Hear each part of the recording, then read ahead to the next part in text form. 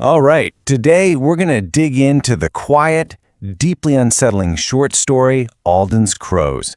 This is a story all about unspoken rules, what happens when old traditions clash with new ideas, and, well, what happens when a balance you didn't even know existed gets completely shattered. So let's jump right in. The story kicks off with this line, and man, what a line. It just immediately sets the scene, you know?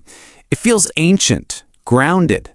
The earth itself isn't just dirt, it has a personality. And right there, on the edge of everything, is this silent, weathered figure that's been watching over this place forever.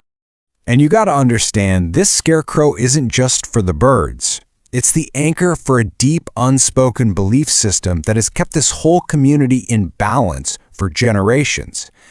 And now, we're about to see what happens when that silence gets challenged by someone with a much, much louder kind of faith. Okay, so first, let's get a handle on the way things work here. We're talking about a ritual that doesn't have a name, doesn't have a rule book, but is followed by everyone with this powerful, quiet understanding. So here's the core of it. The children in the village just do this. They leave little offerings of corn at the scarecrow's base. And the adults, they see it happen. They know all about it. But nobody ever says a word. It's not taught. It's not discussed. It just is. And you know what? You can't argue with the results. As long as this silent little ritual continues, everything is in perfect harmony. The crops are healthy, the birds get their fill but don't become a problem. Everything is stable. This strange, unnamed practice, it just plain works. But of course, into this quiet, delicate balance walks a man who is all about words and principles. Let's meet the person who is about to change everything. The new priest, Father Alden. And this comparison really lays out the whole conflict, doesn't it? On one side, you have the scarecrow, ancient, silent, weathered. It represents a faith that you feel, not one you read about. And then there's Father Alden. He's the complete opposite, young, energetic, and he carries a book, the symbol of a faith that has rules and is declared out loud. Now, it's really important to get why Alden does what he does. He's not just some villain trying to stir up trouble. He's a man of deep faith, and in his eyes, this little ritual isn't a harmless tradition. To him, it's superstition, it's idolatry, and that's a sin that he believes he has a duty to correct. So now we get to see this man of principle put his beliefs into action. He doesn't just preach against the practice, he starts to quietly and methodically take it apart piece by piece, and this is where everything starts to unravel. It's actually a pretty clever three-step plan. First, he preaches against idolatry in general terms, never mentioning the scarecrow directly. Then he starts taking action himself. He goes out every night and just removes the corn offerings. And finally, he just waits and watches. And sure enough, when the kids see their gifts disappearing, they just stop. And the effect is immediate and shockingly physical.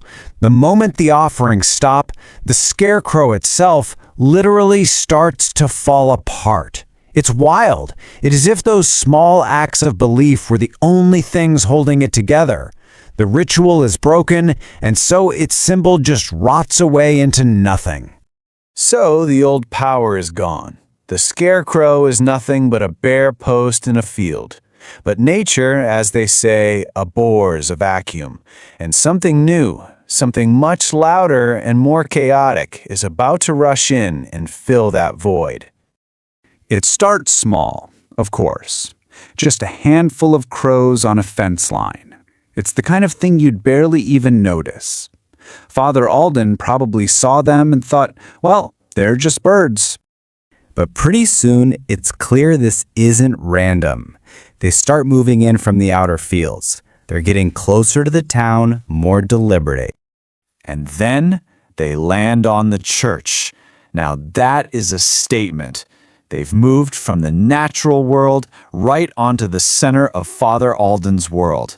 This new power is making its presence felt right on his turf. And you have to appreciate the shift from silence to sound. The scarecrow was a silent guardian. The crows, they are the exact opposite. Their noise is described as thick, constant, and totally overwhelming. It's chaos replacing order. It finally gets to this point. The crows completely take over the church building, not just the roof, but everywhere. It becomes physically unusable. The new power has literally driven the organized faith out of its own house.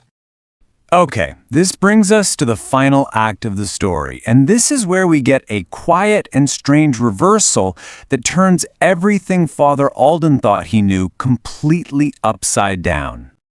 After all that chaos and noise, silence falls again, and then a bizarre little miracle happens. Wheat and barley, the very crops the scarecrow was meant to protect, start sprouting in the churchyard, a place where they were never planted. And this is what the story calls the Great Exchange. It's a huge irony. The fields, once fertile, are now empty and barren. And the churchyard, which should be empty, is now teeming with life. The birds feed at the church and, weirdly, leave the actual fields alone. The entire order of the world has been inverted. And what do you know? The ritual comes back. The kids start leaving offerings of corn again. But this time, they don't leave them in the field. They leave them at the foot of Father Alden's front door. The very man who tried to destroy the ritual has now become its new center. And this time, he's totally powerless to stop it. And this experience completely changes him. The man who arrives so full of certainty and words, he's humbled. He becomes a man of quiet observation. He learns that maybe, just maybe, listening is more powerful than speaking. And that leaves us with the story's final, chilling question. The original scarecrow is gone, just a bare post in the ground, but a new one seems to have taken its place. A silent figure standing guard at the center of a new, unspoken ritual, making sure the balance holds. So you have to ask, who is the scarecrow now?